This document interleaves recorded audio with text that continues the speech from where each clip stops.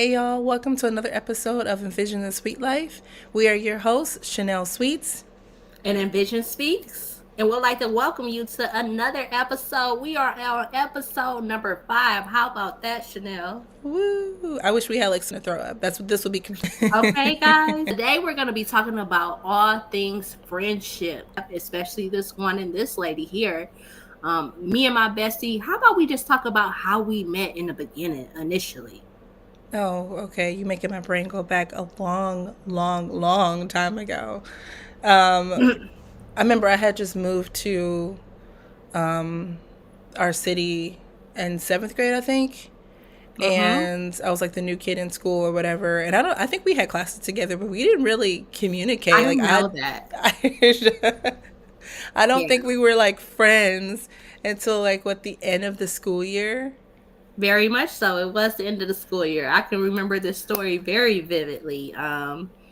We were in the hallway So the after hallway. school. Yes, we met in the hallway after school. This was our first interaction. You don't remember this? It's a whole I thing. thought it was in the cafeteria. Like we had first like No. sat down together and like talked for the first time, and then we transitioned to the hallway. Am I tri- Clearly we I'm tripping. should have discussed this in advance. Not just kidding. I'm God. tripping. I have a very different version of the first time we met, and I was kidding. Go Okay, I ahead. want to hear your. I was like, I want to hear your version because my version is that when we were in the hallway, I remember I was walking by and it was this guy. He was so attractive. Okay, guys, this is in middle school, by the way, too. And I was like, oh my god, he is so fine. But I know him. I knew him around the way, and she was the only person in the hallway. So I asked her, like, hey, don't you think he fine? And she looked at me like she be looking at me all the time in our friendship. What? But she did reply. She thought he was attractive too, and that He literally still is.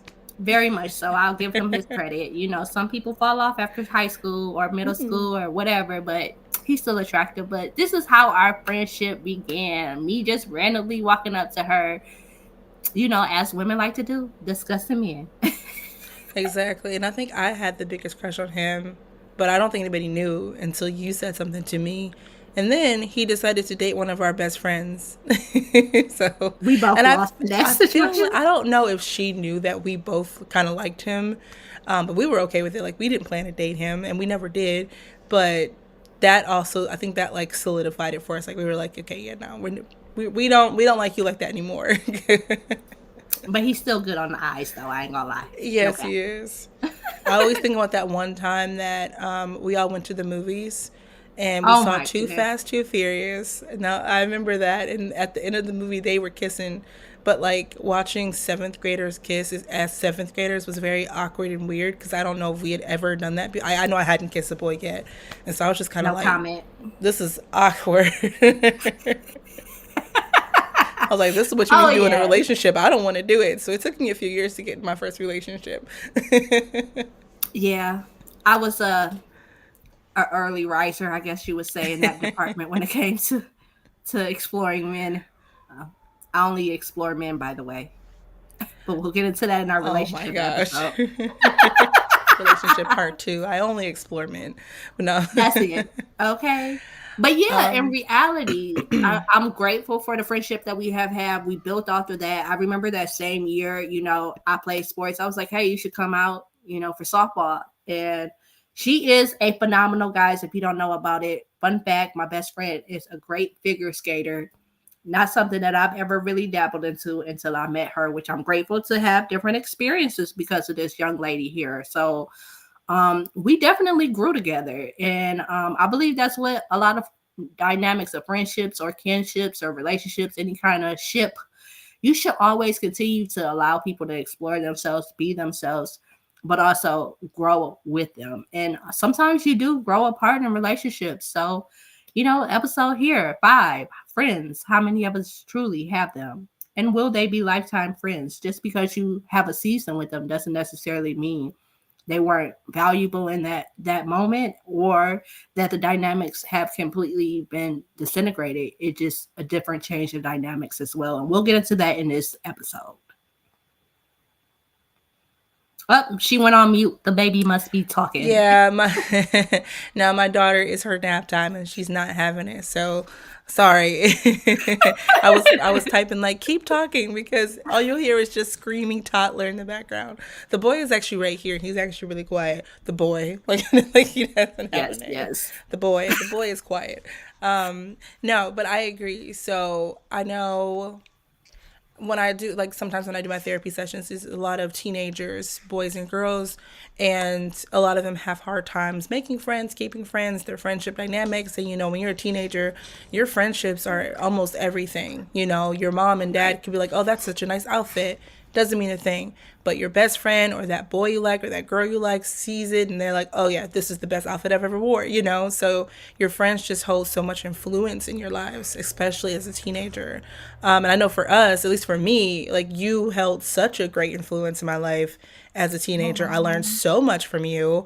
I still think about stuff to this day that we talked about, we did in our teenage years, especially like with me, I think Nicole would say I was kind of sheltered. Like I didn't really do much, despite my mom thinking I did all kinds of stuff. I really didn't. I was probably such a good kid, Yeah. honestly. Which means She my is a kids are going to be phenomenal woman tyrants. too. I remember you read my diary the first time, and it was like, today I went to school. Today I went ice skating. And you were like, Chanel? You guys, literally, she talked about her dog Five in there, and she talked about how she used to complete triple axles, and I'm like, That was my we. life. I mean, that's good. I'm glad that it was a part of your life, but I'm glad that we were able to explore other things outside of that because I'm like, we gotta find you some new dynamics of life that is outside of the home and outside of your dog in the ice arena. I know. I know my first boyfriend was because of you. Like I wasn't really interested. I was like, I don't know. And then you knew he was a good person and he was a good person and that was wonderful. But I would say at this point, the friends that I had in high school and most of the ones I had in college, I don't have today. So like how do you define a forever friend? Like what makes us forever friends? Are we forever friends? I believe so. I mean, I don't know how long forever goes, but no, for real, I believe that this one is not going anywhere. I have no doubt in my mind about it. And I believe that honestly, as I was just sitting there exploring in my mind, you have to be open and willing to understand that dynamics of friendships can always change. So though I see her in my life forever, I'm not completely what do you call it? What would be the best word to describe like not attachment, but you know how sometimes people possessive Mm-hmm. of the friendship. Mm-hmm. That's what the word is. Yeah. I wouldn't say I'm possessive of the friendship because I know any dynamics could change. I don't think it would ever be a fallout, anything like that. But life may take us on two different paths. I still believe that we will connect as much as we can for sure. But the dynamics of our friendship have already changed, and I'm sure they will continue to change. But yes, you're a lifetimer. I definitely know that in my soul and in my heart. What makes you a lifetimer? I believe the fact that we're very adaptable and we have continued to evolve in different seasons together. Being able to walk from middle school to high school to college to being in completely different states, and starting the dynamics of her having a family and me being a single woman out here in my 30s looking for a man, by the way. No, but no, waiting for a man. Let me correct myself. But in reality, like the dynamics of our friendships have changed as well because we're in two different stages of our life. But I believe that the root of what we have, which is loyalty, honesty, respect, enjoyment, fun, enthusiasm, great communication skills has kept us together. And I believe, having some of those foundational pieces in a relationship, you'll be able to continue to evolve and adapt. I think that's what life is about with any kind of relationship, being able to evolve, adapt, and continue to allow the other person to grow as well as you, but not losing sight of what it was to begin with. I agree. And I mean, to add on to that, I would also say somebody is a forever friend is somebody who you don't have to talk to every day. You can go months without talking to them. You can go a year without, happy birthday. But when you Very much happen to so. have that conversation or you see them, it is like you never skip a beat.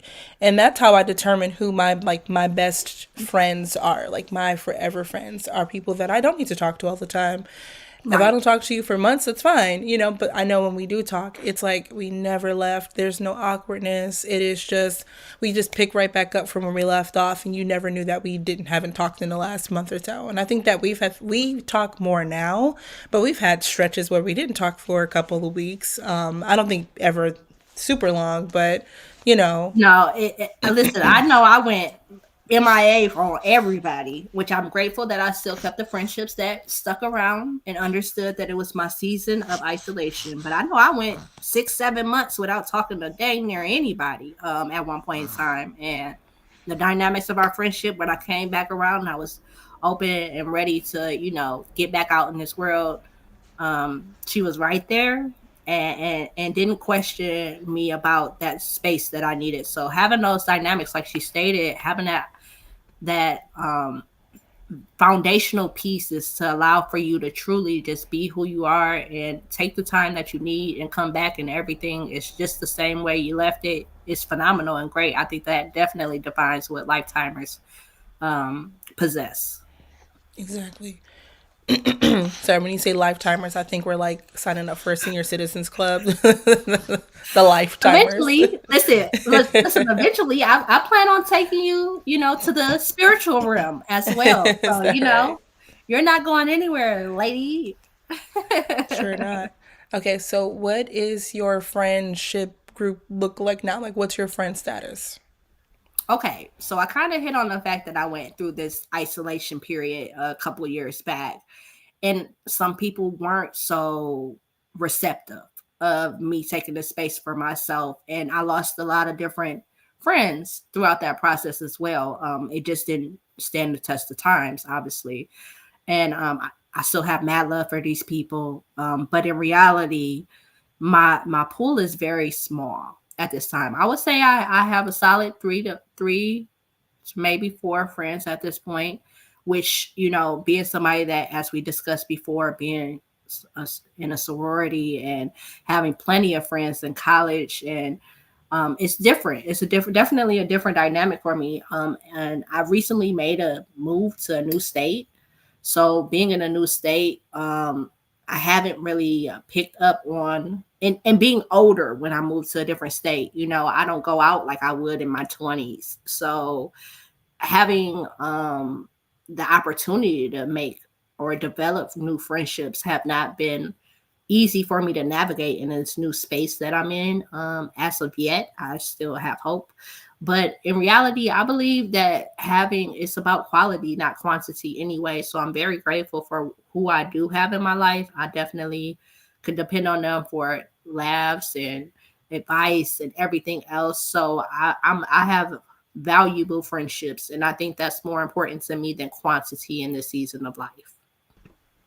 I agree. And I also moved to a new state, and finding friends is hard when you move. You don't realize how difficult it is, because I remember in college when I was like looking for friends, I would just walk up to somebody and say, "Hey, you want to be my friend?" And literally, that's how I got a few of the actual people that we actually communicate with in college. Just sitting down at a table, "You want to be my friend?" Now we're friends, and it was Right. great.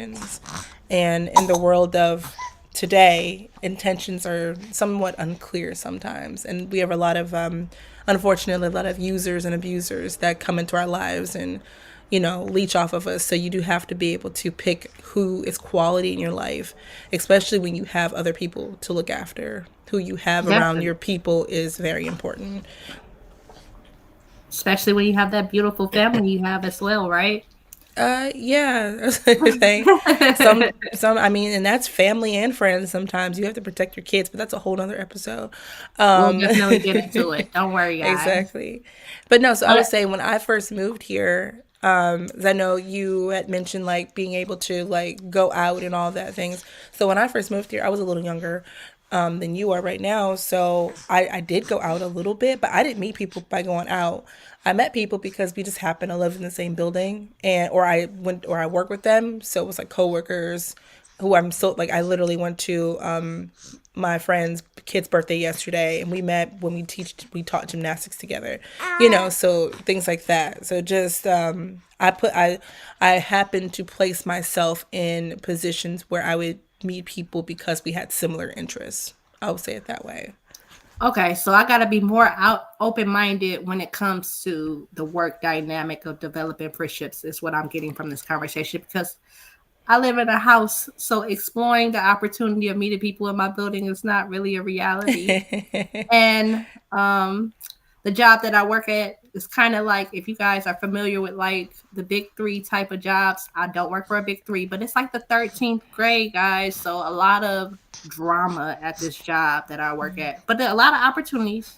There's Yeah. over 30,000 people that I work with. So just got to be open minded, I guess, when I walk into the doors of my job, and hope that, the opportunity arises to create more lasting, valuable friendships as well.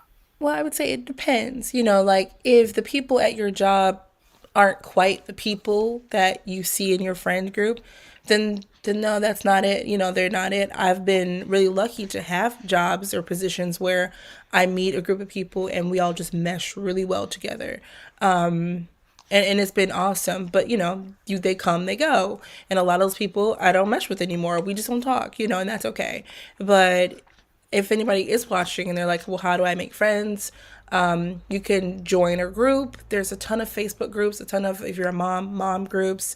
I'm in like an ice skating adult group, and I'm in a gymnastics adults group. I don't do any of those things anymore, but I'm in those groups. I'm in a gamer group, try to make friends who play games. And Nicole, you have a ton of interests, so I would say find something that makes you happy that you can talk about with a friend and go from there. I've actually had one of my coworkers, like when I first moved here, set me up with her daughter as a friend, and it was really nice. She was a really nice person. Political differences is why we don't no longer talk. Gotcha. She went off the deep end. That's all I'll say. A lot of people were exposed during a season of time, so I understand. Yeah, it was interesting. Yes. But yeah, I think that is great advice.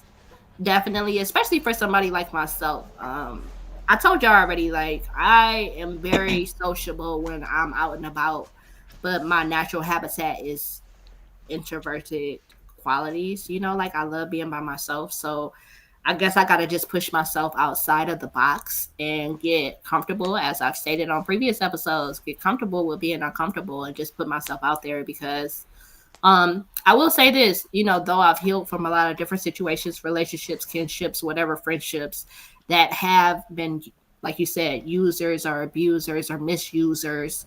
Um, Being open-minded, very much so, but allowing myself to put myself in the uncomfortable environment, I think I haven't taken that step. You know what I'm saying? For real, for real. And I'm just being honest with myself. Sometimes you got to look yourself in the mirror and see, what are you doing to hinder yourself from the successes that you're looking for out of a friendship or a relationship or a kinship. In order for, any dynamic to be available, you also have to be not only open minded, but available and willing. And I think sometimes too, like you stated, in adulthood, I think you hit on the fact of people not being the best of friends as well throughout the process. But I think also when we transition to adulthood, people have different responsibilities as well. So it gets very easy to get in this routine of a schedule, a life of going to work, coming home, or going to your responsibilities to coming back home, that sometimes we gotta put ourselves out there. And like yesterday, I will say, proud moment. I went out on a date by myself. I went out to eat by myself. Yes, yes, yes, yes. Nice. So I mean, gave myself an opportunity. I'm at a restaurant, I sat at the bar, so the opportunity was there, it was present. Uh um I didn't make any friends last night. But that's okay, because the more that I put myself in these different environments, I'll probably run into people that are like minded like me, that are okay with going out and eating by themselves or having a good meal. And those are things, obviously, similar interests, things that I like to do. I like to eat good food. So I went to go have some. And I would hope to be able to share meals with more people here in Atlanta. Okay. Yeah. Do you remember that time you came to DC and we signed up for like the Tinder, but it was like when Tinder did the group dates? Yes, yes, I remember that. They were like, meet people in your local area, like not Yeah. dating, but like actually like exploring friendships, which, yeah, I mean, that To was be a fair, cool option as well. That was fun. As we were both single at the time, so just to be clear. But speaking of that, so I actually, it's really just you play a sport, you go to the bar, you hang out. It's really laid back, which is really nice. And they have all kind of sports, which is really cool. I think I did that my first 3 years here, and it was a really great experience. Or also just like Nicole said, taking yourself out, and you might meet people when you're out there. Say Nicole's a lot more social than I am when it comes to meeting people, so I can definitely see you just seeing somebody and be like, you know what, you're gonna be my friend now, you know. As I did with you. Exactly.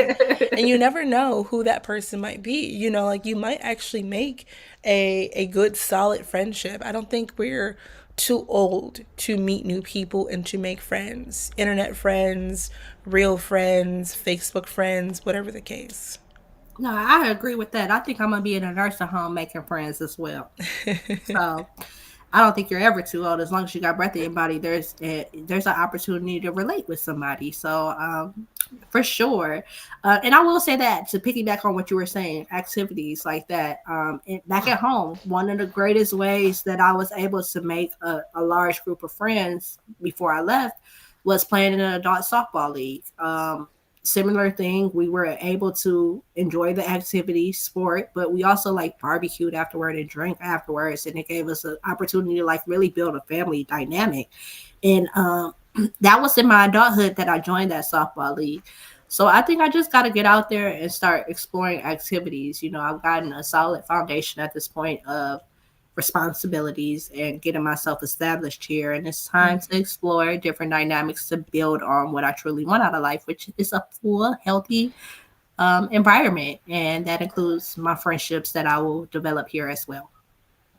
Exactly. So if you're in Atlanta or DC, and we'll say the greater Atlanta and the greater DC area, um, let us know. We'll say we are able to reach out and maybe link up one day, or meet people. I think that might be kind of fun to do, or just have Definitely, people for to talk sure. to. Absolutely. I think that'd be cool too. Meet up in a public place, guys. Don't get too fond of yourself, okay, though? You know, um, well lit. It's Okay. well lit. Location services on. Okay. Don't think of nothing. No setups over here, okay? We ain't got no money anyway. We broke. Okay. But I'm speaking abundance into our life. Amen. Okay. But no, I think in all honesty too, to I'm glad that we were able to explore how to find or nurture friendships in adulthood, navigating that space. But also, I want to ask you, what do you think the dynamics of maintaining a friendship truly is? You know, like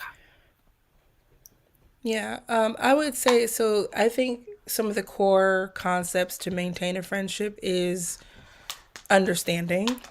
I think that's number one, just because we all have so many different things going on in our lives, and we evolve. You know, like if you expected me to be the same person you met when we were 12 today, this friendship would not work. You know, like it there would will be be a not problem. with your friends, and understand that their lives are going to change. They're going to have highs, they're going to have lows. They might, disappear. They might come back. Strangle himself. Isn't Don't let the quite. baby die. I Don't know be he's got the pump, and it's like wrapped around his back. But if you have a friendship that isn't quite feeding you what you need from that friendship, I think it should be okay to say, hey, this really isn't, like, I need something different from this. I feel like your friendship shouldn't feel like they're draining you, or that they are taking things out of you. They should pour into you, like most relationships should. You should feel comfortable in those. And I think just yeah. also making sure that you do the little things. Say happy birthday. Reach out to them once in a while. Say, hey, I'm thinking of you. Send a funny photo from 10 years ago. Right. Like a post on Facebook. Just little things to let you know, hey, you're still in my life. I still love you. I still care about you. I know you're busy. I'm busy, but I'm here for you. The support aspect. I definitely agree with that for sure. Yeah, I mean, I think you hit the head on the nail. There we go. That's that statement. You hit the head on the nail with that because effective communication is everything. Being understanding, and having the courage to even speak on what it is that you're needing, and a person being able to either pour back into you or be okay with the dynamics of the friendship, adjusting, being very adaptable, and of course, obviously, when it comes to maintaining friendships, we want to be sure that you're nurturing them. So I believe that you hit it. You hit it on the head with how you keep friendships going, no matter where you are in life. I think that definitely is exactly what's needed to keep friendships going. Yes, I heard Justin in the background laughing. I mean, so speaking of friendships, his friendships are so interesting to me because his friend group, they're all one friend group, like girlfriends, like they're all friends of each other. And they Hmm. brought in, I mean, they literally talk almost every day playing video games, and we've went to kids' birthday parties, and so I mean, I think that you and I have found that, which is amazing. But there's a Yeah, part of me that wishes that we had a core group at one point. We've had, actually, I think you and I have had multiple core several. Yeah, groups together. And we've just kind of been the constant there. But I do wish that we had those, that core group that we can all vacation together and do all the things together. And unfortunately, that's not where we are right now with those people. And that's okay that they're living their lives the way they're living them. And we'll find our other people if we so need to. But I can't say that you aren't, one of my people, you're my person in a right. non-romantic way, because I can't be Yes, all yes. squishy with you. But No, I definitely, I would say that was, though I love you dearly, that was a fun dynamic of our lives, having yeah. multiple people where you can truly, not only, like you said, interact with one another, but you guys all come together as well. Like, Hmm. I mean, having and travel and do all that good fun stuff together, it definitely brings in multiple personalities, which means multiple layers, Yeah. which is always great. And I believe we're gonna have that again. I honestly do. I definitely foresee that for our future. Um, ooh, did he puke again? He's doing his own thing now. Okay, I thought I heard it. I was like, But I uh wanted, you said traveling, and I was like, I think that would be a good episode too, just because traveling with friends can honestly make or break a friendship. I think you and I have Absolutely. both experienced people that we thought were friends no longer be friends after you travel with them. Really specifically around money and how they handle things or how they handle the traveling situations. So I think like you and I have traveled together quite a bit, and I Yeah. think that's a testament to our friendship too, that we can live together, that we can travel together, that we Yes. can go months without talking, go months talking every single day, have a podcast together. I've You can come to my house anytime you want, and Right. I don't need to entertain you. You got it. Nicole's in her room There you go. And I'll come out doing when I'm ready. doing Hello. her thing, minding her business, and if she wants to be entertained, then she'll come down and hang out with us. But you don't need that. Like, I think that that's the threshold for when friends become family. Like, it's Yeah. beyond just friends. We are related through experiences, not necessarily by blood, but I feel like we've spent more time together than a lot of people spend with their blood relatives. So Exactly. And it's by choice too. A lot of relationships be forced when it comes to familyship, when it comes to kinship. But yeah. like when you make a decision to invite somebody into your space, especially on that level, I think that, like you said, that says a lot about the value of the friendship and really what you guys have built. So I'm glad that we've allowed ourselves to, or you've allowed me to explore you in that way and be able to, grow and expand throughout each season of life. And even when I'm not my best self, you've picked me up, not only accepted me, but picked me up to become a better person. So I'm grateful for the dynamics of this friendship for sure. And like you said, I want to piggyback on what you stated. Just like in a relationship, you're able to see, like, when you live with somebody, truly the dynamics of that individual, how they are on a day-to-day basis. And we've been able to stand the test of times with that throughout our college experience. And being able to travel with somebody, like you said, the same things that go wrong in a relationship, when you get finances involved, it can make or break any relationship.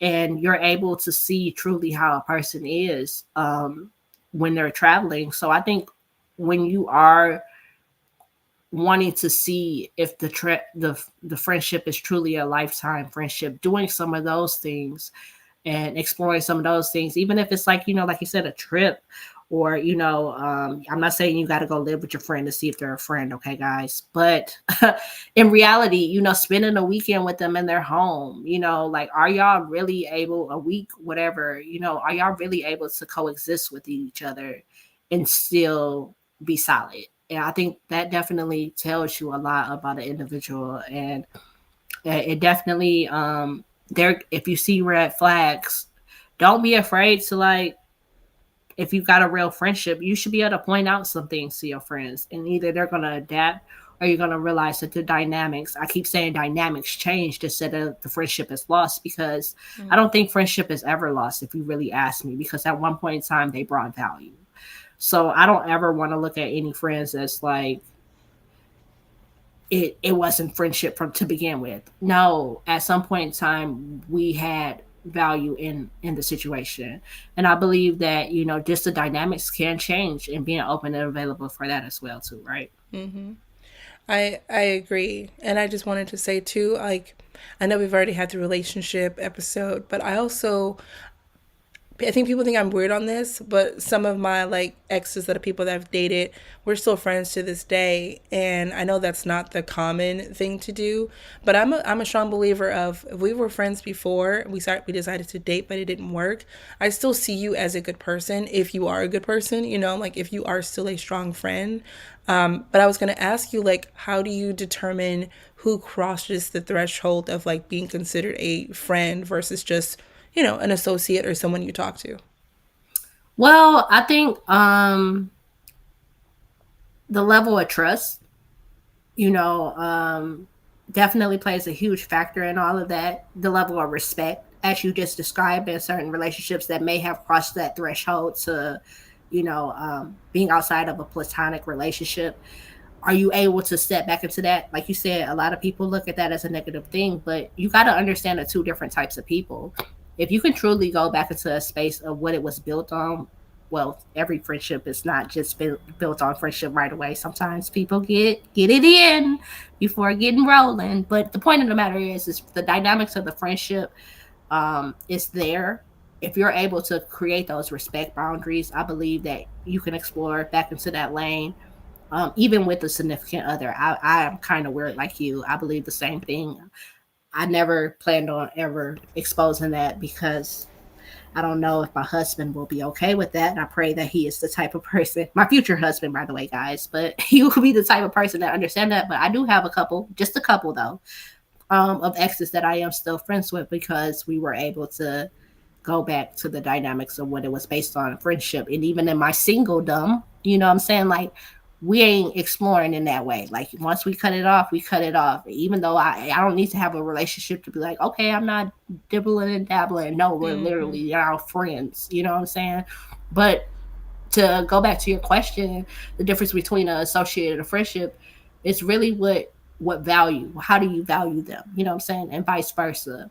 How willing are you to be reciprocal in the relationship? Like, I have people that, and what dynamics, what do you truly believe the dynamics they bring into your life, you know what I'm saying? Like, because some people I consider quote unquote friends, where in reality they were turn up associates. Like, I mean, there's nothing wrong with having a friend that brings you just solely joy. But when it comes to my personal morals, values, and standards, that's not something that is like at the pedestal of this is valuable to me. You know what I'm saying? And I had to really truly understand that when defining friendship, because yeah, it's cool to be fun, have a great time, but is that, are you pouring into me? No. you're providing me an experience. You know what I'm saying? Or we're Right. experiencing life together. So I think when you really have an understanding of what your morals, values, and principles are, that helps you define the level of friendship, or I would say the level of friendship that it truly is, you know? Yeah, I agree. I feel like our friends, some friends will fulfill different things in our lives that others don't, you know? Like, Yeah. I could probably go down my friend list and tell you who I will tell my secrets to, who I won't tell my secrets to, who I will party with, who I not, who I prefer to just like have coffee with, who I prefer to take to the movies.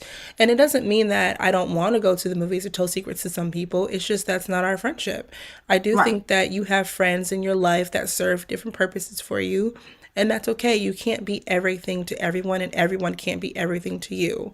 Ooh, that's a message. Message. Okay.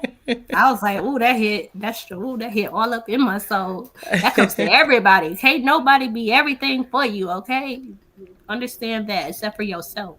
Okay. Exactly. Even your partner, you know, Yeah. like we aren't everything to each other. And I know I can't fulfill all those boxes for him and vice versa. And that's okay too.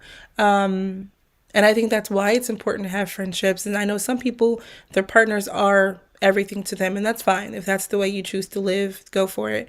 But I do think that having a social aspect to your life outside of your kids, outside of your family, outside of your partners is important, you know, and seeking out that online or in us, if you want to reach out to us and talk to us, we'll talk to you all day.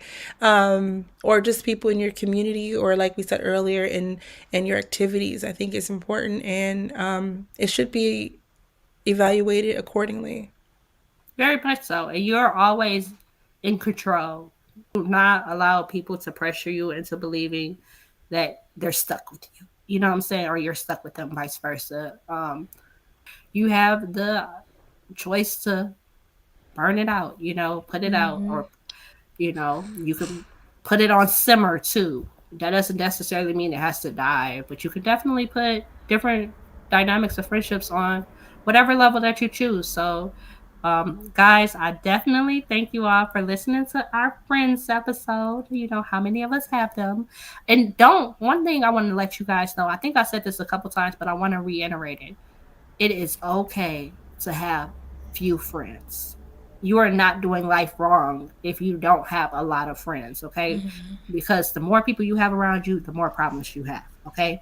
In reality. So make sure that the people that you have in your circle are people that bring true value to you, that pour into what it is that you truly value.